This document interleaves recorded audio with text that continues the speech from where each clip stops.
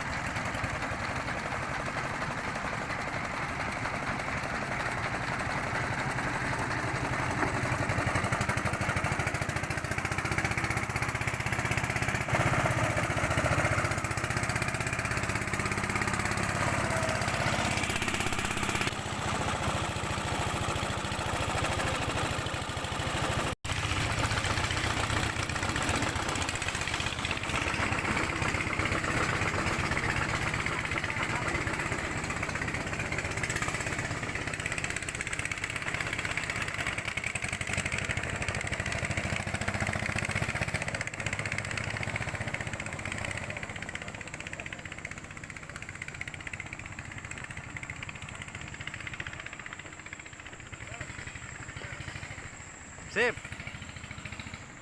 Mantap.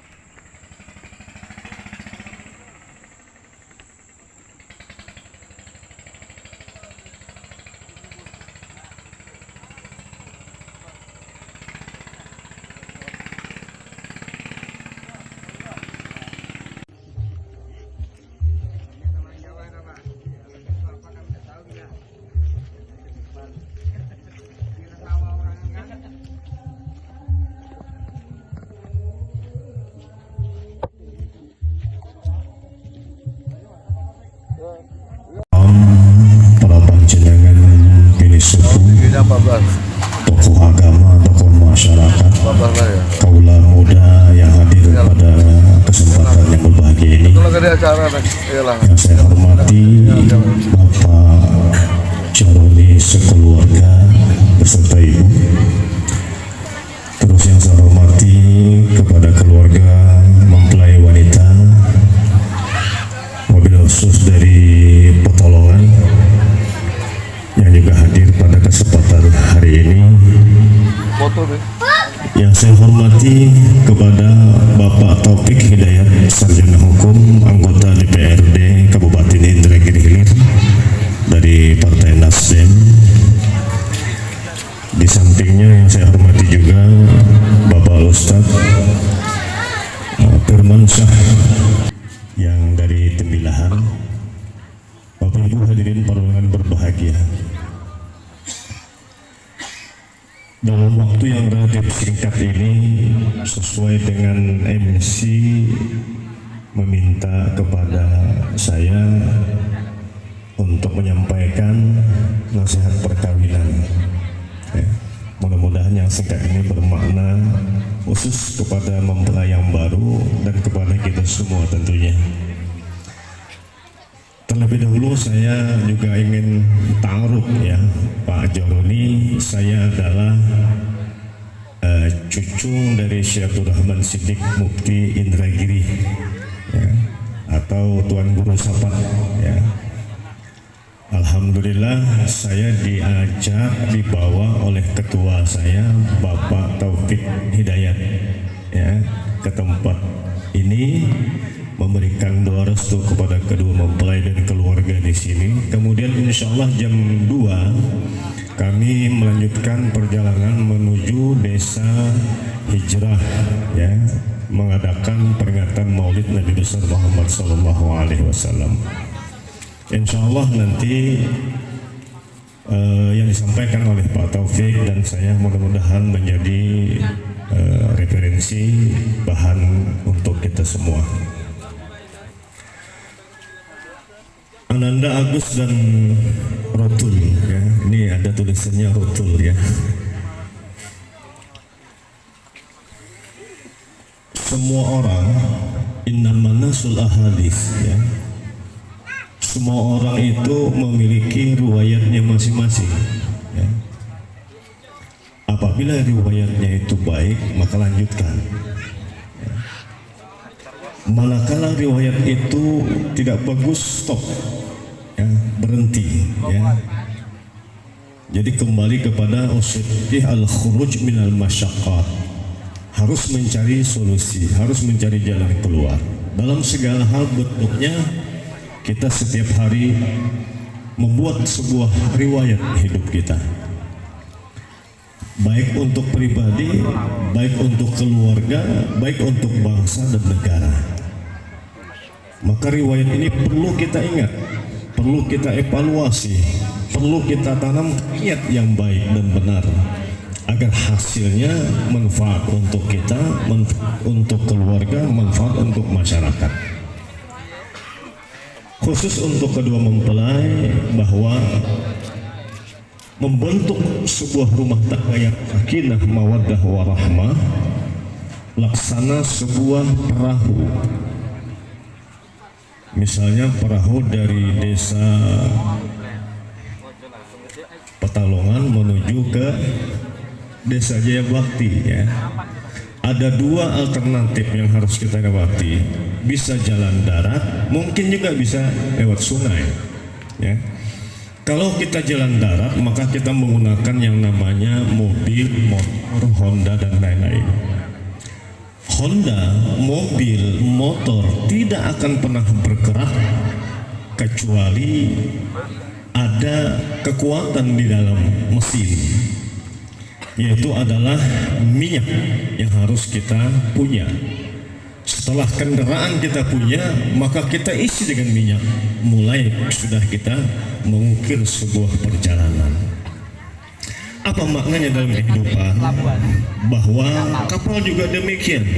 Punya kapal ada, tapi minyak dan tidak bisa jalan, ya. Kalau mahal minyak promaknya, ya, minyak solarnya masih bisa beli. Tapi kalau minyaknya nggak ada, kapalnya nggak bisa jalan. Begitulah perjalanan rumah tangga, harus juga punya minyak. Apa minyak itu dalam kehidupan rumah tangga? Minyak adalah merupakan sebuah energi bersih, ya, yaitu diantaranya adalah dalam agama kita dia adalah pedoman hidup, ya, pedoman hidup kita. Nah, pedoman hidup kita ini tidak bisa kita abaikan di dalam sebuah perjalanan. Kanjeng Nabi SAW menyebutkan dalam hadisnya, taraktu fikum amrayni lan tadillu ma tamassaktum bihima kitaballah wa sunnatan nabiyyi. Aku tinggalkan karena Nabi dua pusaka, yang mana dua pusaka ini apabila kita pegang teguh selamanya tidak pernah akan sesat dalam perjalanan hidup, yaitu Al-Quran dan Sunnah Nabi SAW. Nah, Agus dan Rutul mungkin kita banyak sekali hafal lagu, ya, lagu dangdut, lagu apa lagi? Melayu, keroncong, Jawa, ya. Sayang apa tadi, Bu? Ya. Nah, itu dia, ya, banyak. Tapi jangan pernah kita lupa bahwa ada pedoman hidup yang sangat berharga bagi kita, yaitu Al-Quran. Tidak boleh kita lupa membaca Al-Quran setiap hari, ya. Minimal kata para ulama itu 100 ayat, ya. Nah, ini pedoman yang sangat luar biasa yang diwariskan oleh Kanjeng Nabi SAW. Kenapa kita harus wajib membaca itu? Karena apabila seorang muslim jauh daripada Al-Quran, sama seperti ikan yang tidak bisa hidup kecuali di dalam air. Maka ikan akan hidup dia kecuali hanya di dalam air. Ketika ikan diangkat dari air, maka dia tidak pernah akan hidup. Gersang, galau, panik, dan lain-lain. Begitulah gambaran ketika seorang muslim jauh daripada Al-Quran. Oleh karena itu, amalkanlah Al-Quran setiap hari, ya. Jadi kompas kehidupan kita di samping Al-Quran dan hadis adalah merupakan ilmu pengetahuan yang kita miliki. Ilmu pengetahuan harus kita raih, ya, mulai dari kita dalam keadaan bayi yang baru dilahirkan sampai bayi sampai besar, dituntut terus sampai ke liang lahat. Jadi menuntut ilmu tidak ada batasnya. Ilmu di dalam rumah tangga seperti orang yang melaksanakan ibadah sholat jamaah. Saudara Agus, Mas Agus, Anda seorang imam hari ini di rumah tangga. Jadilah imam yang bisa menuntun kepada makmum. Siapa makmumnya? Adalah Rotul, istri kita sendiri, ya Mas Agus. Jadilah imam yang arif, imam yang bijak, imam yang punya etika dan moral, ya. Kalau kita bangun dengan sebaik-baiknya rumah tangga ini, maka akan menghasilkan sakinah, mawaddah, warahmah. Akan berujung kepada generasi yang soleh dan solehah. Soleh secara sosial, soleh secara horizontal. Nah, inilah barangkali yang sedikit ini buat ananda berdua, Agus dan Rotul. Hari ini bapak kalian ada dua dan ibu kalian ada dua.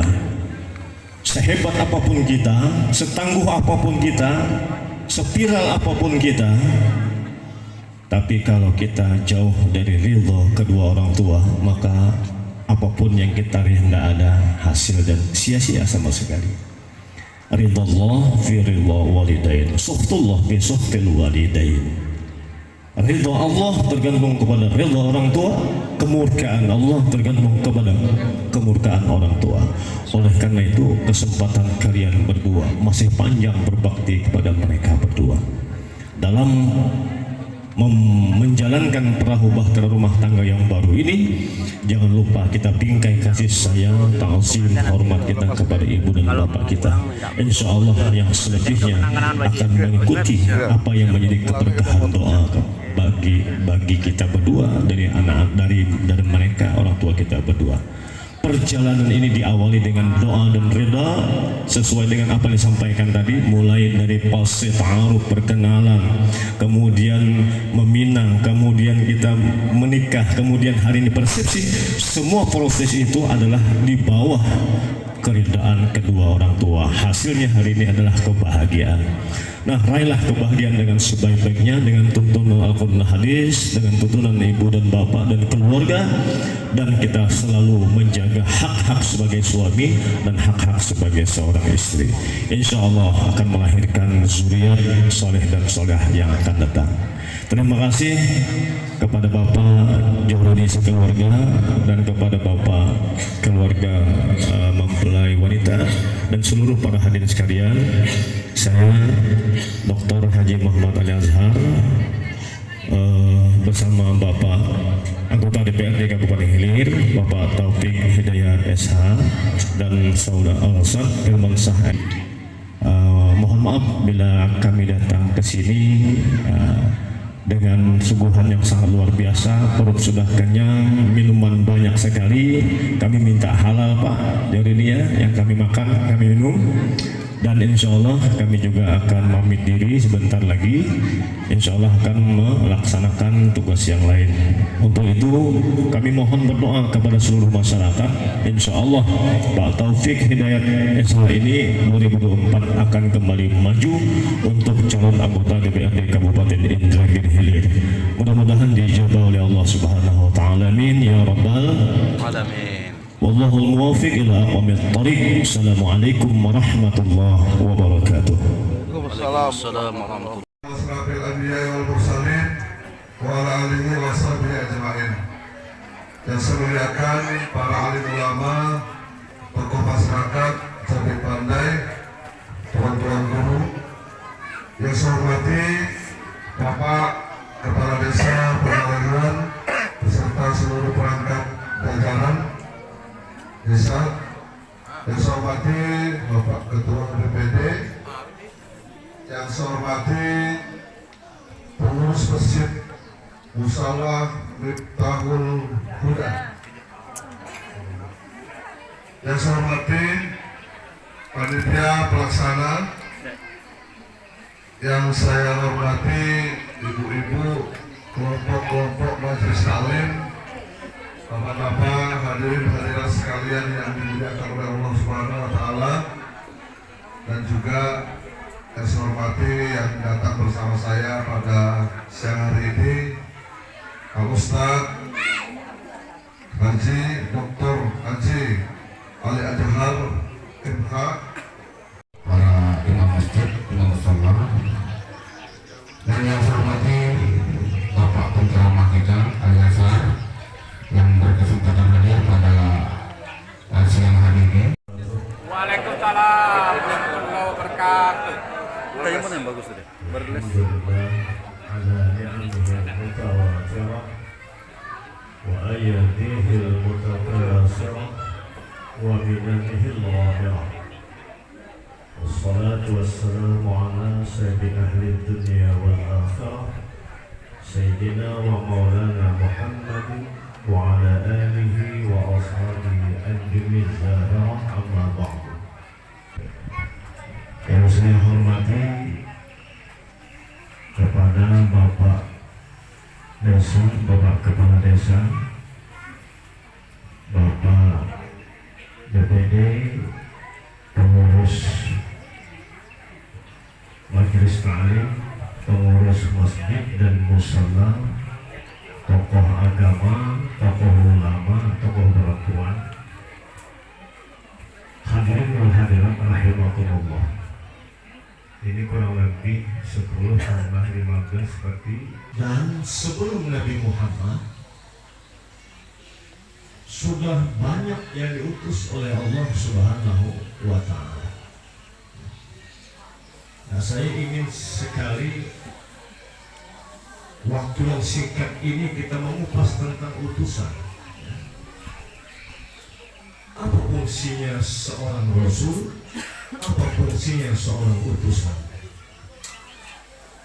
Kalau Allah mengatakan bahwa Nabi Muhammad seorang Rasul, berarti adalah Nabi Muhammad punya misi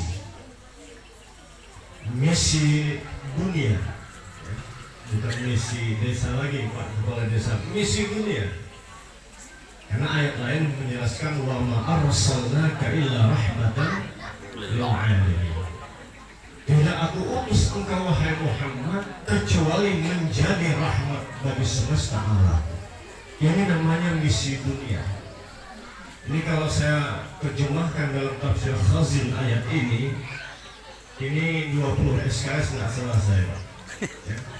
Karena saya seorang muslim juga Pak Wali. Ya. Kalau sebagai seorang Rasul mempunyai misi, lalu misinya apa? Yang pertama, termasuk nama musalla ini Miftahul Huda, ya. Itu salah satu misinya, ya. Kunci petunjuk. Yang kedua adalah Allah juga memberikan informasi kepada kita bahwa Nabi Muhammad ini sebelumnya sudah diutus Nabi. Pertanyaannya, siapa mereka Nabi tersebut dan siapa umatnya? Nah, maka perlu kita ketahui dua hal ini saja. Yang pertama adalah wa ma Muhammadun illa Rasul. Allah tidak menzahirkan Nabi Muhammad ke atas alam dunia ini kecuali mengemban tugas. Tugas inilah yang menjadikan Nabi kita teragung di antara seluruh Nabi sebelumnya. Bahkan tugas inilah yang menyebabkan teragung umatnya di samping umat-umat sebelumnya. Jadi kita Bapak Ibu